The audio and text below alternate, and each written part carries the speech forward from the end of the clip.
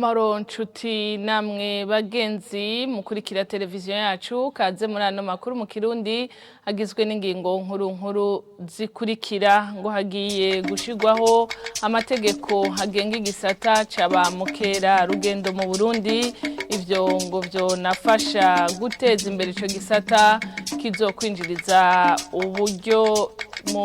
uburyo leta y'u Burundi.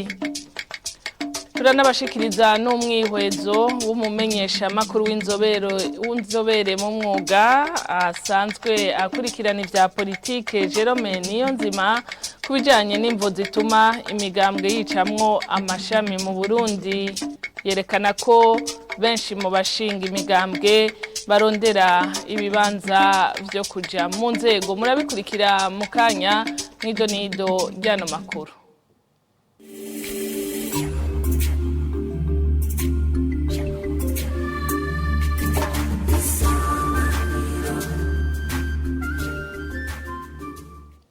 Dasubiye kubaramutsa Uburundi ngo nta kibanza buzotakaza mu vyerekeye agateka kazina muntu ivyo bikaba vyavuzwe n'umushikiranganje w'u Burundi ajejwe imigenderanire Albert Shingiro ni nyuma y'abaserukira Burundi mu nama y'agateka kazina muntu i Geneve mu Busuwise bahakaniye kubandanya ibikorwa vy'inama ivyo umushikiranganje Albert Shingiro akaba yabimenyesheje haheze inama yamuhuje n'abaserukira ibihugu vyabo mu Burundi. Oya ivyo gutangaza ibibanza mu bijanye n'agateka kazina muntu naho bisa bisanira n'ivyo ko ivyo twagize twebwe twanse kwicarana n'abantu bashatse guhiga ubutegetsi murumva yuko bidakunda nk'ukunda guhaya akarorero umuntu aje mu rugi wawe ashatse kugira nabi arakomerekeje umwana wawe canke ararasha umwana wawe aciye ahungira mu nzi kurikira ku mubanyi none uwo muntu ugiye ahantu mu kwicana ukagira amahoro ntibikunda abantu bashatse ku butegetsi ntidushaka kwicarana byiza boza bagacirwa imanza mu gihugu iwacu hanyuma izo urubanza babaciriye ruheze bashore kuja mu miryango nabo kubaho kugira ubuzima busanzwe. Ukubura umuco wo kuganira ni kimwe mu bituma imigambwe iguma ibonekamwo amashami mu gihugu cy'u Burundi umumenyesha makuru w'inzobere akurikirana ivya politike Jerome Niyonzima asigura ko benshi mu ndongozi z'imigambwe badatahura intwaro ya demokrasi ibihugu vya Afrika vyazaniwe n'abazungu. Jerome Niyonzima aranegura ko ishingwa ry'inzego akenshi zifatira ku bibanza biteze kujamo. None usanga birafatanye no ukuntu usanga imigambwe itatana usanga no munsi umuntu agira umugambwe ni gwanje ubundi ni gwanje. Uravye nk'igihe wa gasore iprona yatsinda mu myaka ya 60 yaravuze ijambo rikomeye cyane. Yaravuze ati uno munsi ntihatsinze umugambwe y'iprona. Hatsinze demokrasi nkuko barundi bayumva kandi bayifuza. Bisigura ko demokrasi intwaro rusange abarundi bafise uko bayumva kandi bafise uko bayifuza bifatiye ku mahangiro y'abarundi ubwabo. Uno munsi rero ugiye kuraba mu Burundi kiyagiye iprona yatsinda ubona hari imigambo myinshi. Imigambo yose yaciye igomba kumera nk'igomba kwinjira muri uwo mugambo watsinze. Hari kubera ikintu kubera ko umugambo witwa kutsinze ni ucuronka vyose. Ni ucuronka uburaro n'uburamuko. Mwibuke yuko ngaha mu Burundi ko imigambo yagira shingwa harageze igihe wumva ngo n'umugambwe ngo CNDD ya Nyangoma wumva ngo ni Frode Buyanaka wumva ngo n'umugambi wa Naka wumva ngo ni FNL ya Gwasa wumva kubera iki ni kubera yuko hari kwitiranya kw'ivyumviro vy'umugambwe n'umuntu yoba yaragize uruhara mwishingwa by'uwo mugambwe. Ivyo rero ntibishobora kujana na demokrasi. Hari ingorane ikomeye kuko umuntu avuga ati ntashinze umugambo cyane ntari muri umugambo sinzoronka n'iconje agaca baniganiraho nyene. Rero aho usanga indongozi z'imigambwe ntizifise koko cyane zirafise umuco wo kuganira.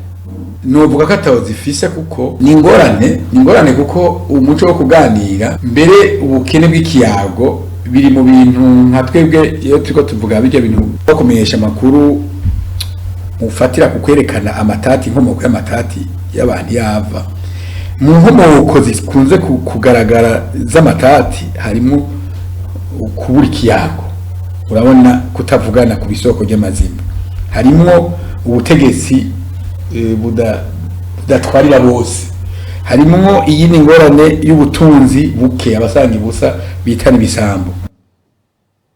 Jerome Niyonzima araza kuba umutumire wa televiziyo Isanganiro mu mpera zano makuru.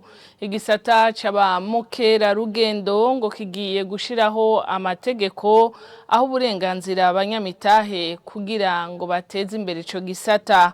Bivugwa na Jacques Bigirimana, umuyobozi mukuru w'igisata ca Kiringenzi, hakaba hari mu kiganiro n'abamenyesha makuru, akizeza ko ico gisata kigiye kwinjiza uburyo mu kigega c'igihugu.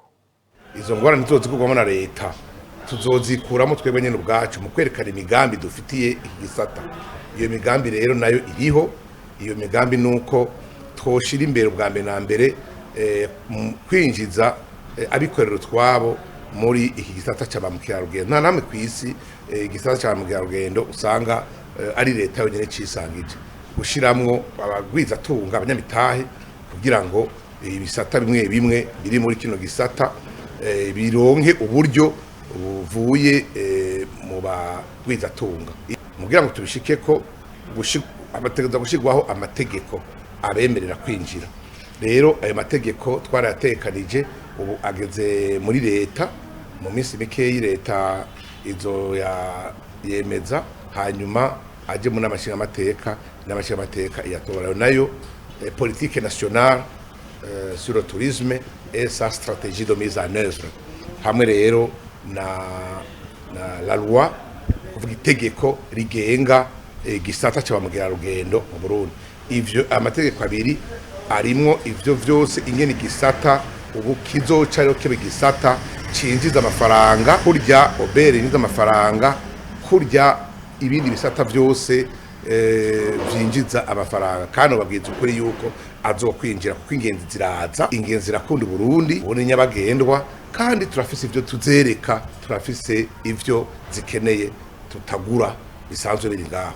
Ni kuvuga yuko rero kugira ngo amafaranga ntiyinjire nta numwe avyumva, hari ikibazo kijanye n'amategeko yo gutoza amafaranga. Mu mwaka uza ayo mategeko yahagiye, tukababwiza ukuri yuko muzobona akarusho, muzobona ubudasa.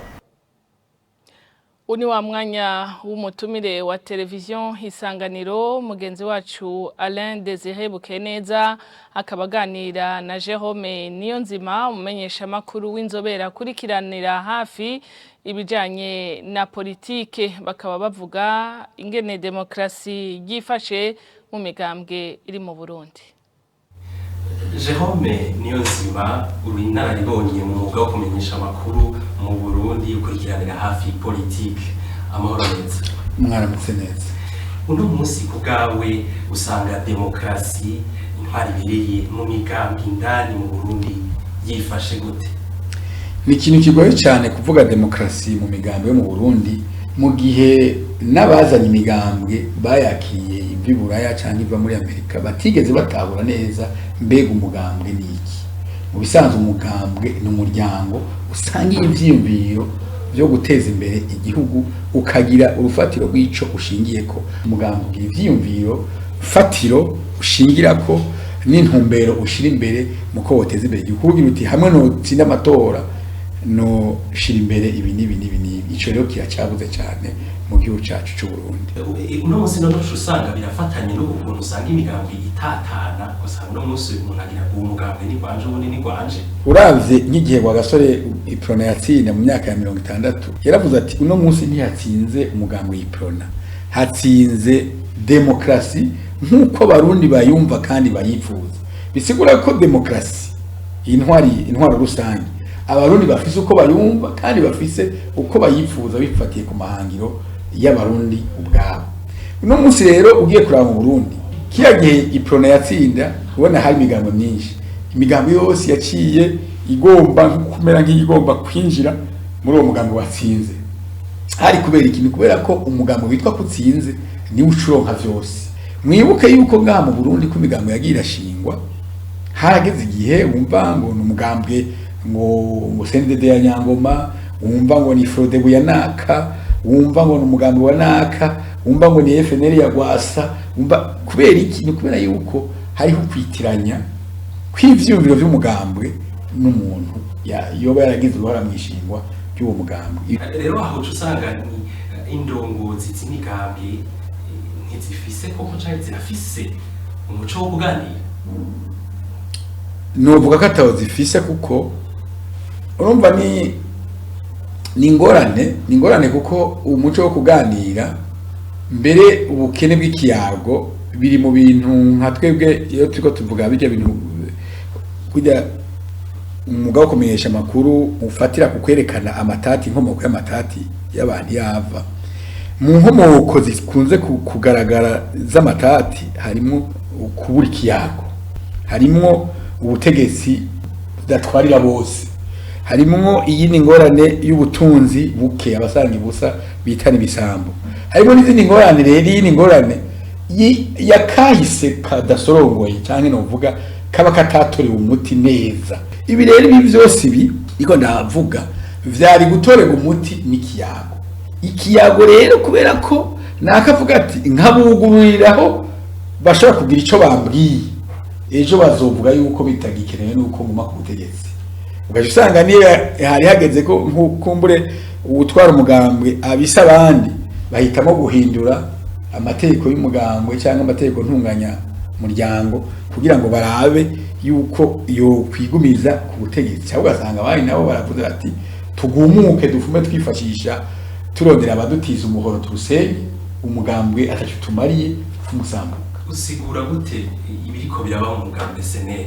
Ibiriko biraba mu mugambwe SNL si bishasha, nuko benshi kumbure batabona isano biba ari hagati ya SNL na FNL. We mwibuke FNL burya yavutse mu myaka ya 80 ivuka ari paripehutu, mu nyuma iraba paripehutu FNL, mu nyuma iraba paripe agakiza, mu nyuma harazamwo za FNL canzo, mu nyuma harazamwo za FNL iragijya gahutu.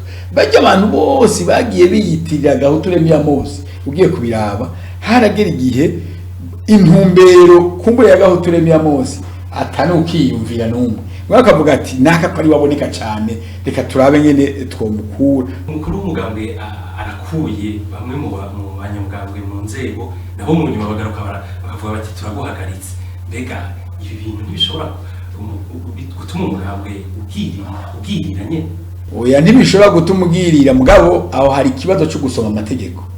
Ni ukuvuga yuko abo bose baba abagomba kumugwanya canke we nyene ubwiwe barinda gusoma amategeko ntunganya mugambwe. Ibyo rero byose afise uko yanditse akavuga ninda afise ububasha bwo gukura ubundi. Iyo habaye ibi bibazo byo gucana mu migambwe hari uruhande ruca rugira ngo ubutegetsi burabifise mu kuboko. Aha naho hari intambara. Hari igihe bavyimira gutyo mbwa hari n'igihe ubutegetsi bujamo, ariko nibaza ko n'ubutegetsi bwo gurumva burashaka kwibaza buti kuyu ari umugambwe uteye kubiri n'ivyiyumviro by'umugambwe wacu ku butegetsi bafite badahuriza ko bati hamwe wo nk'abawugwanya twoca dukomera kurusha, ariko baba bihenze. Ari nk'ubushikanganye nk'ara hagati mu gihugu barinda kwiyumvira yuko habaye indyane mu mugambwe naho bari umugambwe w'umukeba. Izo njyane ziheze kenshi byaragaragaye kuri Iprona, kuri Frodebu, mu ntago za CNDD-FDD nuno munsi.